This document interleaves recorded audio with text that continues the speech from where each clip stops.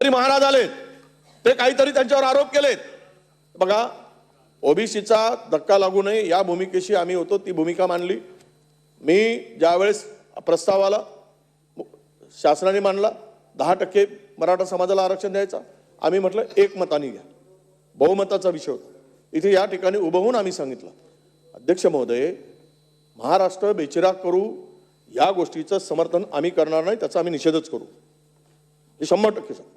तुम्ही मानलात ते वस्तुस्थिती, परंतु ही वस्तुस्थिती निर्माण होत असताना यामध्ये ज्या पद्धतीनं पहिल्या जी घटना घडली त्याचा उल्लेख बाळासाहेबांनी केला, तो जोशी जनरल डायर सारखा वागला ना। काय आपण केलं, ज्या पद्धतीनं झालंय, कुठलाही समाज असू देत, कुठलंही आंदोलन असू देत, ज्या पद्धतीनं झालं तिथून गालबोट लागला, जे वातावरण महाराष्ट्रातलं दूषित झालं। काल परवा ज्या व्यक्तींनी त्याची चौकशी अमृत नोनी आर्थो प्लस, ये एक प्रूवन फॉर्मूला है। इसमें मौजूद नोनी फल के गुण और आयुर्वेदिक जड़ी बूटियां शरीर को जरूरी पोषक तत्व देने के साथ साथ हड्डियों और जोड़ों के घिसने, उनमें होने वाले सूजन और दर्द को रोकने में मदद करता है। दर्द मुक्त जीवन के लिए अमृत नोनी आर्थो प्लस। आम्ही मागणी करतो, चौकशी करा ना। थांबवलं कोण? माननीय उपमुख्यमंत्री 5 वर्ष मुख्यमंत्री होते, त्यावेळेस ते गृह खातं त्यांनी जास्त सक्षमपणे सांभाळलं। काही आम्हाला माहिती आहे, घ्यावा त्याचा निर्णय। कोण अडवलंय? सरकार तुमचं आहे, गृह खातं तुमच्याकडे आहे, बिलकुल चौकशी करा, जो असेल त्याच्यावर कारवाई झाली पाहिजे। महाराष्ट्राला बेचिराग करण्याची भाषा कोणी खपवून घेणार नाही, त्याचं समर्थन कोणी करणार नाही, परंतु जी घटना ज्या व्यक्तींनी त्यांना डिवचण्याचं काम केलं, ज्या पद्धतीनं बलात्कार काय त्यांच्यावर आरोप, यामुळे त्यांचा उद्रेक झाला, हे आपण अशी जी समजून घेतलं पाहिजे। तो माणूस, आम्ही वैचारिक मतभेद असतील, तो खरं तर राजकारणी नव्हताच, हे 100% आहे। त्याला राजकारणी आपण लोकांनी केलाय।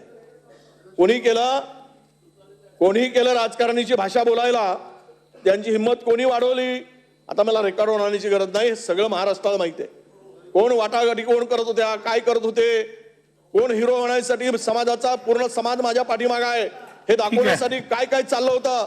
आणि अध्यक्ष महोदय, विषय असा आहे की हा विषय ज्या वेळेस सन्माननीय सदस्य सेलार साहेबांनी मांडला, ही भाषा कोणीही करता कामा नये, याचं समर्थन आम्ही करणार नाही, परंतु या सगळ्या प्रकरणाची खरंच चौकशी व्हावी असं जर वाटत असेल तर ती शासनाने करावी।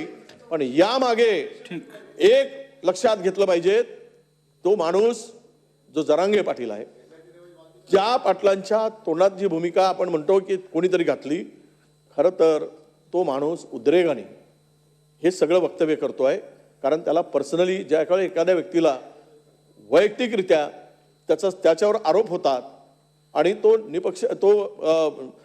ज्यावेळेस समाजाचं हित घेऊन पुढे जातो, आम्ही आमच्या समाजाचं हित घेऊन पुढे गेलो, भुजबळ साहेब समाजाच्या हितासाठी लढलेत, याचा अर्थ असा नव्हे की कोणीतरी त्याच्या मागे शक्ती लागली तर शोधा तुम्ही। विषय तेवढा येत नाही अध्यक्ष महोदय, विषय एवढा येतो, माननीय उपमुख्यमंत्र्यांना मंत्री महोदयांना आमची मागणी आहे की ही जर यामध्ये असेल किंवा सामाजिक सलोखा कोणी बिघडवायचं षडयंत्र करत असेल त्याच्यावर कारवाईसाठी आमचं समर्थन आहे। परंतु एक आपण लक्षात घ्या की त्या सगळ्या प्रकरणामागे ही जी घटना घडते, त्यांचं आंदोलन पेटलंय, ते आज भाषा करतायत, ते कुणामुळे, कशामुळे, कोण करायला लावतंय हे सुद्धा शोधण्याची आवश्यकता आहे। हे बघा, जे बोलायला टीव्हीवर आलेत ना पोपटपंची, तुम्हाला माहित आहे त्या जरांगे पाटलावर वैयक्तिक टीका करणारे, त्यातून जो उद्रेक झाला ती कोणाची माणसं आहेत, त्याला पर्यायी कसा उभा केला गेला, हे सुद्धा अध्यक्ष महोदय शोधलं पाहिजे, ही आमची मागणी आहे।